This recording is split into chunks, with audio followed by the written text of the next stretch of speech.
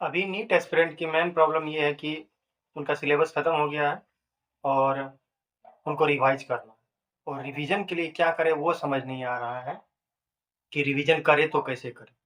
तो देखिए हमने क्या किया था जो एक्चुअल हम किए थे जो जैसे कि मेरा रैंक भी इम्प्रूव हुआ और अच्छा खासा नंबर भी आया था और टेस्ट में भी नंबर आते थे।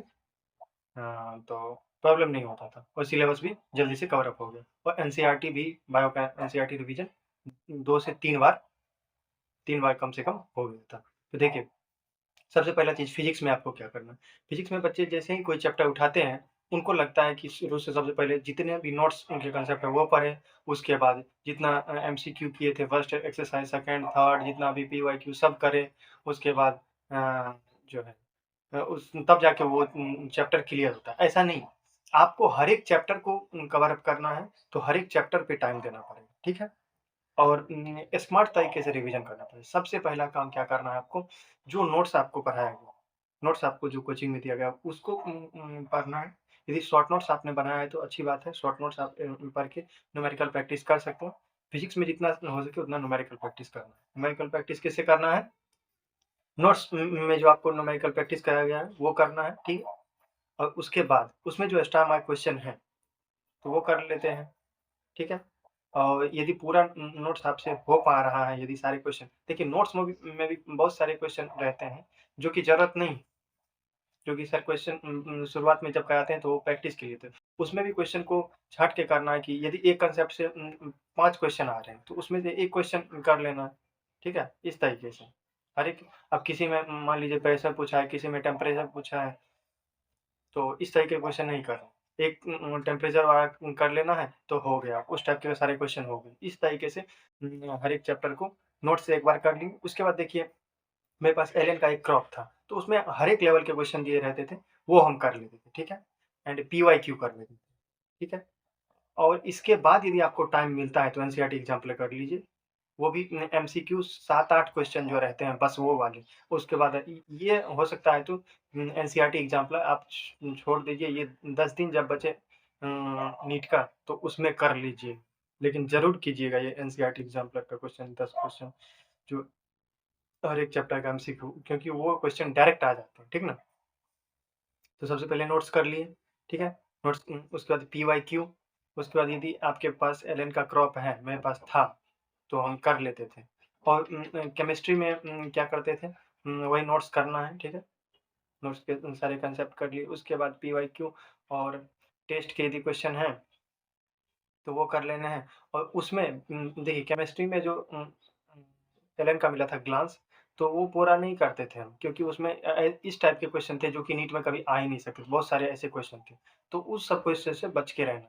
तो और हम खास करके नोट्स के भी बारे में कहें, नोट्स में बहुत सारे क्वेश्चन इस तरीके से कि आपको कराए जाएँगे कि स्टार मार्क रहेंगे और वो क्वेश्चन करने में आपको 2 से 3 मिनट, 4 मिनट भी लग सकते हैं। और यदि 4 मिनट आपको कोई किसी क्वेश्चन फिजिक्स के क्वेश्चन या केमिस्ट्री क्वेश्चन करने में लग रहे हैं, तो वो क्वेश्चन रेयर हैं और वो क्वेश्चन नहीं करना है आपको अभी। सबसे पहले आपको सारे क्वेश्चन करने हैं एकदम जो नीट में आ रहे हैं। 99 परसेंटेज जो क्वेश्चन नीट में आ रहे हैं, उस टाइप के क्वेश्चन करने हैं जो कि 1 से 2 मिनट के अंदर हो जा रहे हैं। क्योंकि एनटीए को पता है कि question 180 question 180 minute and question हर एक पे 1 मिनट से भी कम मिलता है, तो उस टाइप के क्वेश्चन करने हैं। नोट्स में भी बहुत सारे क्वेश्चन ऐसे होंगे कि तो वो क्वेश्चन नहीं करना है, उसको क्वेश्चन को स्किप करना है और बायो के लिए बताते हैं आपको। बायो में जो है आपको सबसे पहले एनसीईआरटी करना है, उसके बाद एनसीईआरटी का जो पीवाईक्यू है, वो कर लेना है, हो गया, खत्म कहानी। उसके बाद यदि एग्ज़ाम्पलर का टाइम मिला तो सही, नहीं तो नहीं। और हर एक चैप्टर के एनसीईआरटी के और हर एक चैप्टर एनसीईआरटी का जो है वो कम से कम 3 बार रिवीजन होना चाहिए आपका। बायो, ठीक है? बायो 3 बार रिवीजन होना चाहिए। एक बार कर लीजिए पूरा होल बायो, उसके बाद फिर दोबारा, फिर तिबारा, इस तरीके से। अब देखिए, हम आपको टेस्ट के बारे में बताने चाहिए। बहुत सारे लोग 2-2, 3-3 टेस्ट टॉपर के अनुसार लिए होंगे, तो ज़रूरी नहीं है कि हम भी 2 टेस्ट लिए थे और लास्ट में जाते-जाते एक ही टेस्ट फ़ॉलो किए थे।